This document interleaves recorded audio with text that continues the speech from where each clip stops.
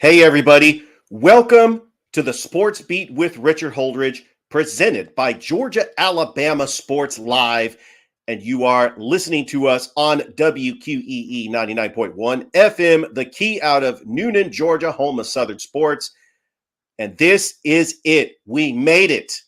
This is my 700th episode. Wow. I cannot believe that I have made it to this point in my broadcasting career. Let me tell you a little brief history before we get into the show. The very first episode that I did was on January 31st, 2020. So back in late 2019, I've lived in Columbus since 2015. I hadn't really touched broadcasting in over 20 years. And so in 2019, when 95.7 ESPN Radio was still doing local radio programming, that Sports Unleashed show with Bam and Reggie Reg, 2019, well, Bam decided to step away from broadcasting to pursue other things. So Reggie Reg was looking for a co-host. There was a contest that was put out. I sent in a demo tape. I got the call. My first show was on January 19th, 2020, because I was on a sports talk radio. That gave me credibility to do a podcast. I've always wanted to do a podcast. I didn't really know how to. It was a college buddy of mine, Nathan Spees, who already had a podcast, who showed me how to do a podcast, and the rest was history. I had another audition at Sports Unleashed on February 19th, 2020. At this time, my podcast was growing. I was trying to build my audience. I was trying to get better at being a sports talk show host. I thought the auditions went well. Of course, the pandemic happened. They did not make a decision on who they were going to select to be the next co-host. And I never really got closure. But what that did, it motivated me to continue doing a podcast. And I would do a podcast just about once a week, maybe twice a week, 3 times a week in the whole year of 2020 and 2021. So when we get to the milestone, my 100th episode took place on October 13th of 2020. I'll be honest with you, when the pandemic happened, I didn't know if we were ever going to have sports again. I was like, well, this is great. I'm starting a podcast talking about sports. We didn't have sports for 2 months. And so in 2021, we still had COVID. We still had games getting canceled. We were getting more local sports coming back because the whole purpose of my podcast was to cover local sports in Columbus. I was attending Columbus State games. That's where I met a Columbus State student by the name of Javaris Harris. I put a bug in his ear saying, hey, I got a local podcast that's going to cover Columbus State athletics. It's going to cover Columbus River Dragons, all this stuff. Do you think that the people here at CSU and all the people in this area would be interested in something like this? And he said, yeah, well, sure. And so I thought that my audience was going to grow. The pandemic happened. And so my audience kind of went off just a little bit, lost a lot of listeners. But I came back strong. In 2021, we had local sports back. It was a condensed season for Columbus State. The Columbus River Dragons won the Ignite Cup in 2021. And then we had the birth of the Columbus Chattahoots. And I was covering the Columbus Chattahoots on my podcast. Northern Little League went and won District 8 and then the state championship in 2021. And then in late 2021, that is when I was discovered by head coach Dylan Griggs of the Russell County High School football team. As I told him, I did broadcasting back in the day. I loved doing it. He offered me the public addressing announcer position for Russell County. And this is when I started to network. I started to network with all the local media personalities here in Columbus. And then the current former Columbus Lions head football coach, Jason Gibson, gives me a call. This was in December of 2021. He asked me if I wanted to be the announcer for the Columbus Rapids. At this time, I was doing the podcast.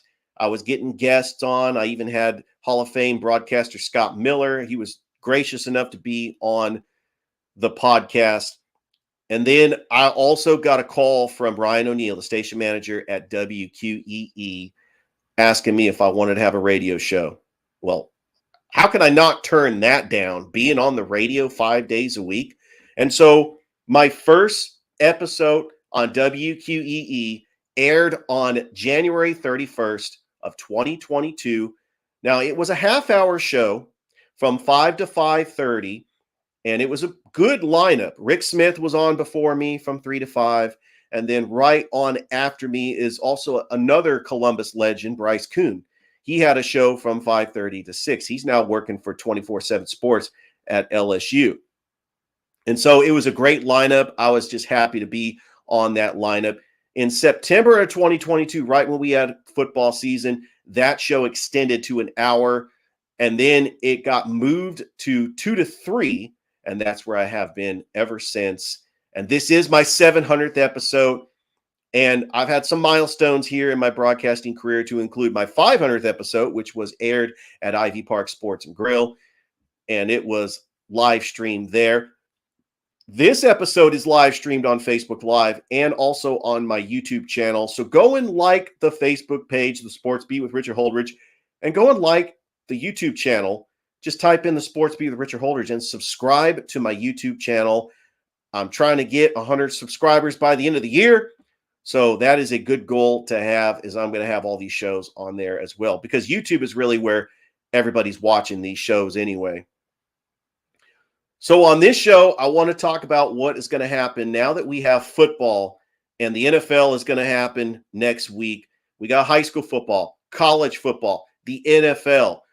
So what I'm going to do on Saturday mornings, I'm going to have my instant reaction show to high school football. And then on Sunday mornings, I'm going to have my instant reaction to college football. Monday mornings, I'm going to get on and have my instant reaction to the NFL. And here on the show, I'm going to preview all the games for college football week 2. You got high school football week 4 and week 1 in the NFL. Let's go ahead and start with high school football week 4. First of all, just a big shout out to Thrip Behringer, Georgia Alabama Sports Live. We are planning on doing a high school football scoreboard show. And so this is being prepared for that for later today. I'm excited to announce that we are going to be at Kinnett Stadium this Thursday night, 7 p.m., as the battle for North Columbus, the Shaw Raiders, 1-2 on the season, taking on the Northside Patriots, who are 2-1 on the season. And this is a rivalry game, a non-region game. You got Northside, a 5A school, taking on Shaw, a 4A school. And Northside's got a very special quarterback, Caden Clay, as he's got 8 touchdowns on the season. He's got a couple of running backs to include Kingston Rivers, the son of local radio legend Jonathan Bam Rivers. A big shout out to him. And then Shaw, well, Nicholas Bates, we don't know the status on him. Hopefully he'll be able to play, but we are looking forward to calling that game. And then on Friday, we have a special treat for you, because it's not every day you get to go to Woodbury, Georgia to call a high school football game. Calvary Christian is on the road taking on Flint River Academy. You know, I drive by this every time I take the back roads to South Atlanta, and this is a very unique high school football stadium.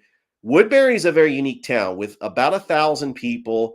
You have this private school in the Gaps, the Wildcats from Flint River. They're 2-0, taking on the Calvary Christian Knights, who are 2-1. And we are really looking forward to calling that game as well. Looking at the other games on Friday, the Carver Tigers are back in action. Otis Spencer Stadium taking on Northeast from Macon. They are in 2A. This is the rematch from last year's game where Carver lost to Northeast in Macon. And so that's going to be a very interesting game. You also have Howard coming to Danny Durham Field to take on the Harris County Tigers that are 2-1. The Pope Wood Classic. You got Callaway and Heard County going at it. Callaway is trying to avenge that 21-13 loss to Troup County earlier last week. The Pacelli Vikings, they are on the road taking on Mount DeSales Academy. Pacelli is 2-1 on a season, and they are riding a 2-game win streak. You got the Jordan Red Jackets, their first region game. They're 0-2 on the season, taking on Ace Charter, who stands at 3-0. This is going to be a massive game. In fact, I think this could be a candidate for high school game of the week. The Central Red Devils taking on the Enterprise Wildcats. Both teams are 2-0. Enterprise had a huge upset win over Auburn, 17-16. Central defeated Smith Station 51-0 last week. Russell County's first home game, it's going to be a region game. Russell County 0-1 after that heartbreaking loss on the road to Harris County, thanks to a walk-off field goal. Russell County looking to bounce back. They lost to Stanhope Elmore last year. They're trying to get their first region win under third-year head football coach Dylan Griggs, and they got a very special quarterback in Robert Calhoun. Kelston Popcorn Tarver, the running back, and Devin Brown. He had a big run in that Harris County game. He's going to have a very good game as well as Russell County tries to even their record at 1-1. You got Smith Station 0-2 on the season, and they are taking on the Prattville Lions in Prattville, Alabama. Last year, Smith Station pulled off the upset at TC Britton Field at Panther Stadium, defeating Prattville. I was there for the call. That was one of the highlights of my broadcasting career, is getting to call an upset win like that, and it was absolutely amazing. Auburn is traveling all the way to Dothan to take on the Dothan Wolves, who are 2-0. A big shout out to Philip Jordan from Philip Jordan Sports as he covers the Dothan Wolves down in Dothan, Alabama for 96.9, the legend. And hopefully I'll get him on the show in the next couple of weeks. We could talk some Dothan football, especially when they play these schools from the Chattahoochee Valley. Percy Julian, former Robert E. Lee, is taking on Opelika. Opelika's 1-0 on the season after getting the win over Jag. They did lose to Thompson to begin the season. LaGrange is on the road in Thomaston, taking on Upson Lee. Upson Lee 3-0 on the season as the school of former Georgia defensive tackle Trayvon Walker now plays for the Jacksonville Jaguars. Big shout out to Upson Lee. I want to try to cover them on this show because I include Upson Lee in the Chattahoochee Valley. They are on the outskirts of the Chattahoochee Valley, but I feel they need to get some love. Valley, after getting the win over Lynette last week, they will travel to Beauregard in this region contest to take on the Beauregard Hornets, who are 2-0 on the season.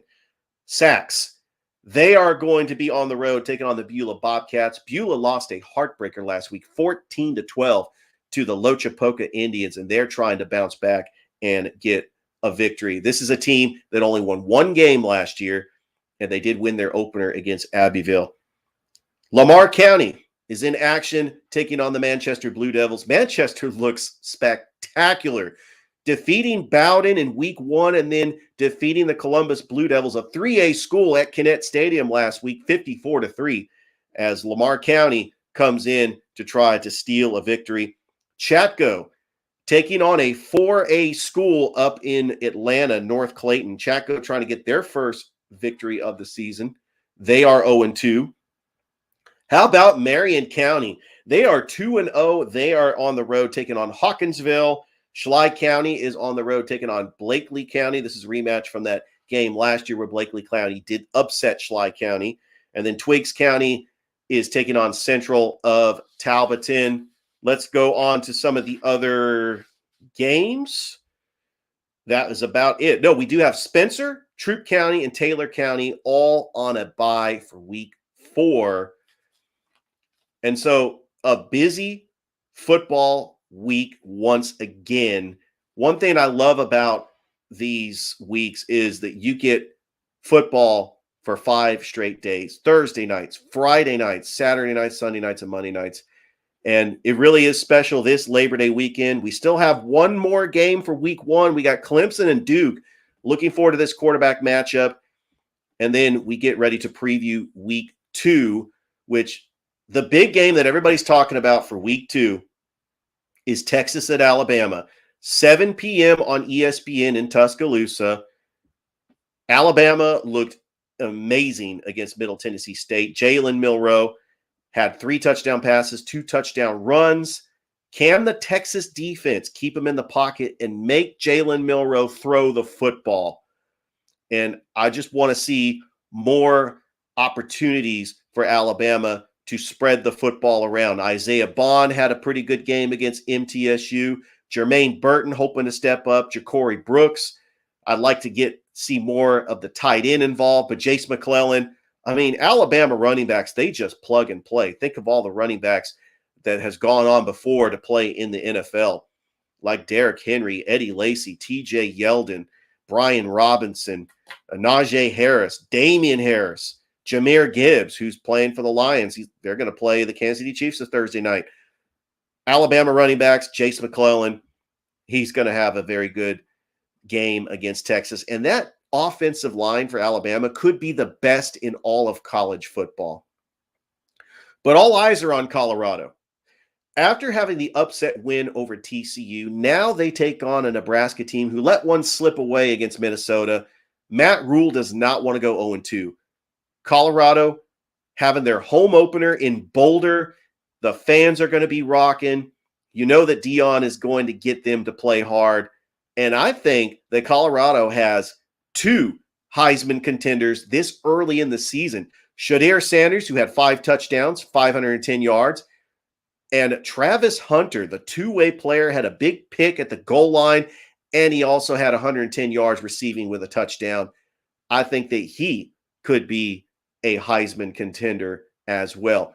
Looking at the local teams here in Georgia for week 2 of college football, the Georgia Bulldogs, they went off to that slow start against UT Martin, but Carson Beck started to figure out the offense and get his receivers involved.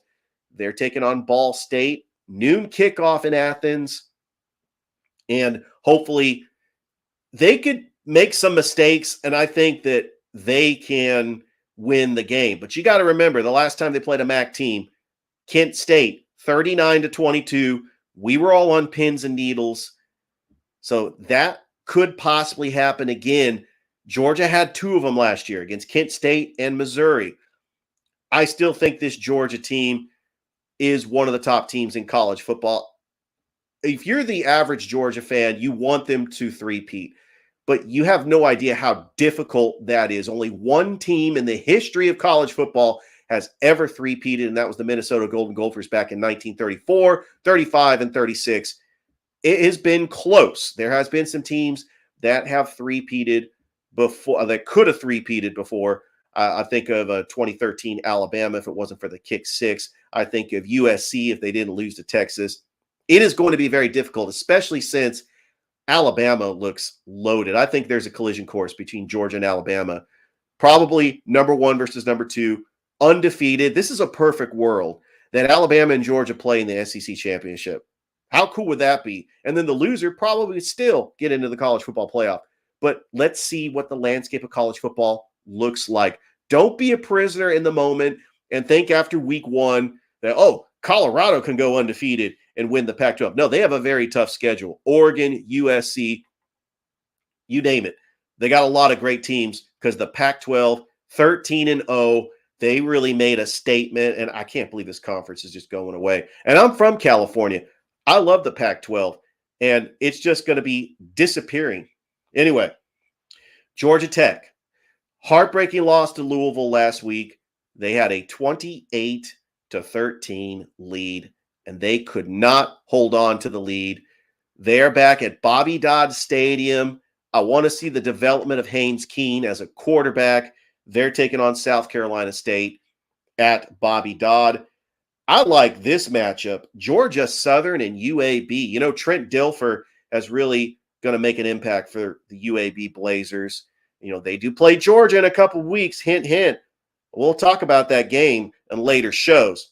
But Georgia Southern, after shutting out the Citadel, head coach Todd Helton, Georgia Southern has really got a passionate fan base. They were put on the map last year when they upset Nebraska, and they want to try to get the win here. You got Mercer. They got their home opener after getting embarrassed by Ole Miss, 73-7. I know that they're an FCS school and Ole Miss is an FBS school, but I mean, really, what can you say about that? It was just Ole Miss had better players. Mercer's a good team, 1-1. They want to try to bounce back and get the victory at Five Star Stadium in Macon, Georgia. I've watched some of their games on ESPN+. The fan base loves their Mercer Bears. And I think that that's going to be a great game. Looking forward to that. Kennesaw State, this is their last year in the FCS. They will travel up I-75 to take on the Mocs of Chattanooga. As Kennesaw State, I would have loved to have seen this rivalry game. Maybe one day Chattanooga can go to the FBS as well and join the Conference USA right there with Kennesaw State, because that's a very good sports market for college football down there in Chattanooga. Remember, T.O. used to play for Tennessee Chattanooga. Other local teams, I want to try to give some local teams. UConn at Georgia State. Wow, that looked like a very good college basketball matchup back in 2001. But the UConn Huskies taking on Georgia State. Point University, after losing to Valdosta State last week, they are back at Ram Stadium taking on Thomas University, that school down in Thomasville. And LaGrange, their opener, Callaway Stadium, 6 p.m. You can catch the game on Panther TV as they are taking on Berry College, as the LaGrange Panthers trying to bounce back and have a good season this year. And finally, West Georgia, after getting the victory last week, they are on the road against Texas A&M Keensville. That's another team that you want to watch out for. That is all the local teams here in Georgia. Now let's talk about the National Football League. Yes, this Thursday night, the Detroit Lions taking on the Kansas City Chiefs. The Chiefs will reveal their Super Bowl championship banner, but they might be without Chris Jones. If they don't have Chris Jones, I think that Detroit could sneak and possibly win this game. I really mean it. No team was hotter than the Detroit Lions last year, and Coach Dan Campbell just might be the coach that fires his team up. But if you look at the coaches, on paper, this looks like a coaching mismatch. You got Andy Reid for Kansas City. You got Dan Campbell for Detroit. But Jared Goff, he had a great rest of the season. He finished strong. And Jahmyr Gibbs, the speedster, I think without Chris Jones, I think that Chiefs defense could get exposed. Because in my mind, Chris Jones is the best defensive end in all of football. Let me rephrase that. He's the best clutch defensive player in all of football. And I'm talking about those tip passes from the Super Bowl. And that really still haunts me to this day. Yes, the 49ers had a 20-10 lead with the ball. I'm just saying, still hurts. Anyway, the Atlanta Falcons will take on the Carolina Panthers this Sunday, as Bryce Young has been named the starter for the Panthers. This game is at the Mercedes-Benz Stadium, and I think that the Falcons are going to be the most improved team in the NFL. Desmond Ridder, I think that he is going to do some good things. Bijan Robinson, this week I'll have my fantasy draft, and so I'm excited. I really want to try to get Bijan Robinson, but don't underestimate Tyler Algier. He rushed for 1,000 yards last year. I think that Tyler Algier would be a good complementary back to Bijan Robinson. Cordell Patterson, what is he? He's a hybrid. Is he a running back? Is he a receiver? He's a kick returner. The Falcons have weapons. Kyle Pitts, when healthy, great tight end, possibly a top 5 tight end. Looking forward to seeing Drake London. I want to see what Drake London does in year 2 in Arthur Smith's system. And they have Scotty Miller, Mac Hollins. They got some pretty good number 2 and number 3 wide receivers. That offensive line for the Falcons is very underrated. Chris Lidstrom, one of the best guards. I think he's going to make the Pro Bowl this year. I think that Chris Lidstrom is going to have a great season. Caleb McGarry, they drafted both of them in the first round because they wanted to solidify that offensive line. And then, even though he's up there in age, Calais Campbell, still a great defensive player. Jesse Bates, they got some great defensive players. Don't be shocked if the Falcons improve, go to 9-8, maybe 10-7, and they win the NFC South and they make the playoffs. How great would that be? They have not made the playoffs since 2017. All right, so looking at the other games in the National Football League, I'm looking forward to seeing C.J. Stroud as a Houston Texans quarterback. He has not been named the starter just yet, but I think that with Davis Mills, they do have a pretty good backup quarterback. The San Francisco 49ers, probably not going to play with Nick Bosa. I'm calling the upset. I think the Pittsburgh Steelers beat the 49ers in week 1. I think that Brock Purdy, he's going to be a little shaky, still going to make some great plays. But I think that the 49er fans are going to be critical, and they're probably going to say, well, you got rid of Trey Lance way too early. Brock Purdy is just a one-hit wonder. You know, those 49ers fans that don't want to believe that Brock Purdy could be a Pro Bowl quarterback. The 49ers haven't had a Pro Bowl quarterback since Jeff Garcia back in 2003.